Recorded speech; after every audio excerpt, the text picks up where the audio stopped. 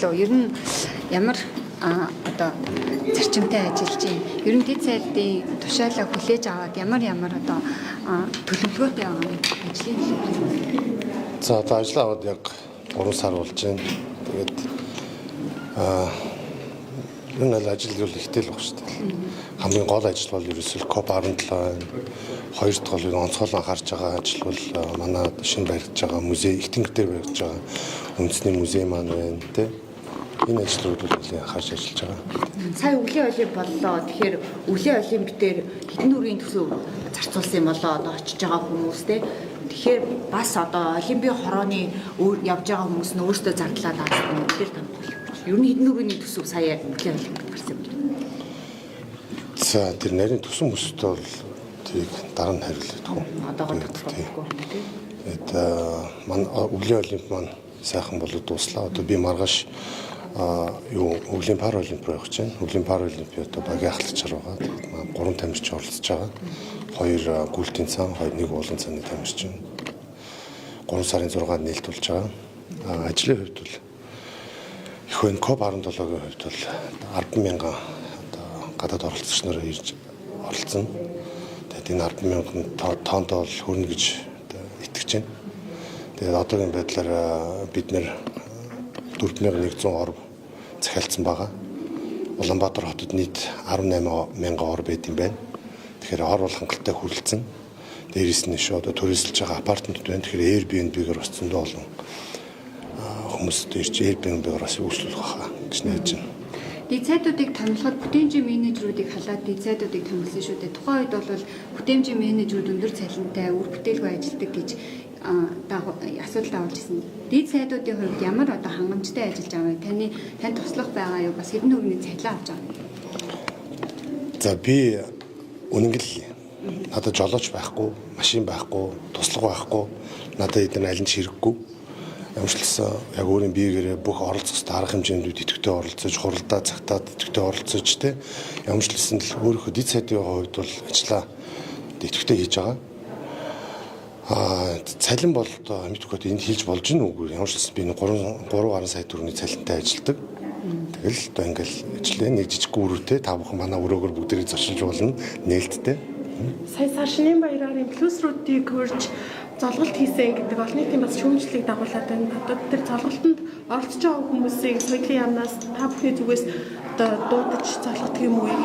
За энэ бол соёлын яамд ямар ч хамаагүй шүү. Энэ бол би зүгээр л хуваараа Казахстан найзаагаа авчирч тэ. Тэр найз маань одоо айгүй олон дагагчтай.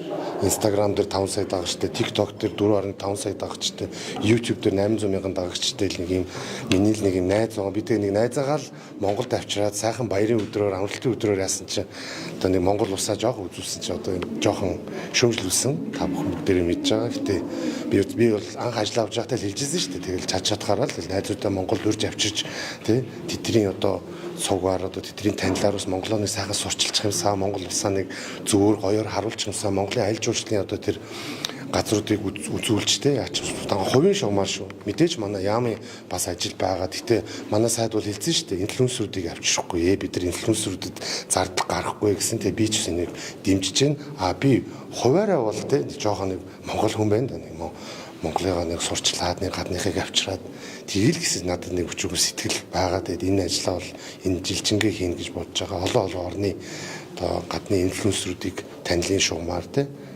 тэгээд энэ хувийн шугамаар авчруулалтын хүсэлтэй байна. Зардлаа хувьяасаа гаргасан гэсэн үг. Зардлаа хувьяасаа гаргасан 100%.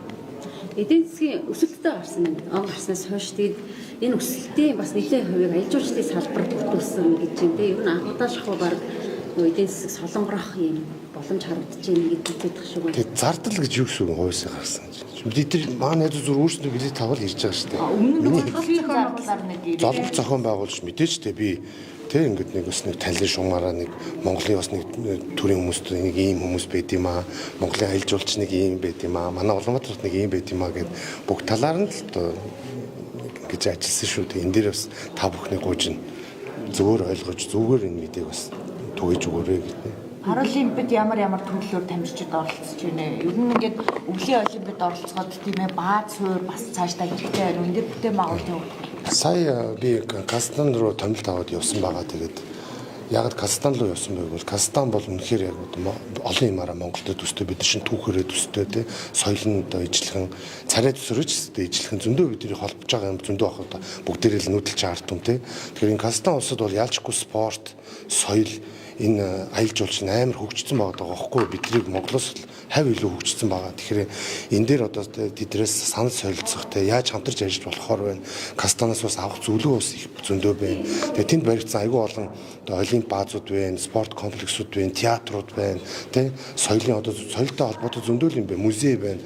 Гол одоо бас миний очиж одоо онцгойлон анхаарч байгаа одоо тэнд бол Казахстан үндэсний музей энэ бол одоо 300 хэдэн сая доллараар баригдсан амар том бүтээн байгуулалт байгаа байхгүй. Тэгээд тэр музейн удирдлагуудтай танилцж бас санал солилцож тэднээс зөвлөгөө авч бид нар одоо ингээд энэ жилээс ахуулаад эхний блок одоо нээж байгаа. Дараа жил одоо 2 блок нийтдээ 3 блок барьж байгаа шүү дээ. Нэг тэнгэр дээр барьж байгаа музей. Тэгээд энэ бүхнийг л одоо танилцуулж яаж хамтарч ажиллах болохоор байна. Яаж Казахстан улсаас дэмжлэг авч болохоор байна те. Энэ бүх бас адил дээрс анхаарч байгаа ирлээ. Тэгэхээр Казахстанд бас сая асуултанд хариулъя. Тэгээд тэнд бас спорт комплексуудаа яаж барьсан байна, спортын одоо менежмент яаж явдсан бэ, одоо тэдний олимпийн тамирчтай яаж бэлтгэдэг бэ гэдэг адилхан л бид нар бас арчлаа аваад одоо 30 гаруй жил болж байна те. Тэгэл адилхан л зэрэг хөгжиж байгаа хоёр улсын хувьд бас миний бодлоор бас Казахстантай наалдах юм зөндөө байгаа болохоор тэгээд миний сайн Казахстан руу томилт аваа явсан дэх баяртай. Сая таны бас намын далбаатай зураг нэлээдгүй сошиалэр яв. Тэр яг ямар утга учиртай зураг юм? За би энэ дээр бол хариул. Миний бодлоор энэ бол нэг тийм амар сүртэй шүүмжлээд муулаад те ингээд. Би бол Монгол ардын намын гишүүн. Би Монгол ардын нам руу өөрийн итгэл үнэмшлээр орсон. Хинч намайг энэ нам руу одоо ороочиг шахаагүй, гуугаагүй те. Ямар ч хэлсэн би өөрийнхөө энэ гаргасан шийдвэртэй бол бат бөх зогсдог. Одоо итгэлтэй байдаг. Сэтгэл хангалуун байдаг. Тэгэхээр би бас нэг ардын намын баяраар те нэг ардын намынхаа далбааныхаа хажуу зураг авахуулаад тэр зураг тавиад өөрийнхөө ардын намын одоо гишүүдтэй журмын нөхдүүдтэй баяр хүрд өөрийнхөө хувийн хуудсан дээр баяр хүргэхэд бол энэ бол би одоо Монгол улсад муу зүйл хийгүү гэж би бодож байна. Тэгэхээр энэ дээр бас ингээд сэтгүүлч нь бол монголчууд маань энэ дээр бас нэг зөвөр ойлгоод өөлөн хандаарай гэж одоо гүйж. Одоо та нөгөө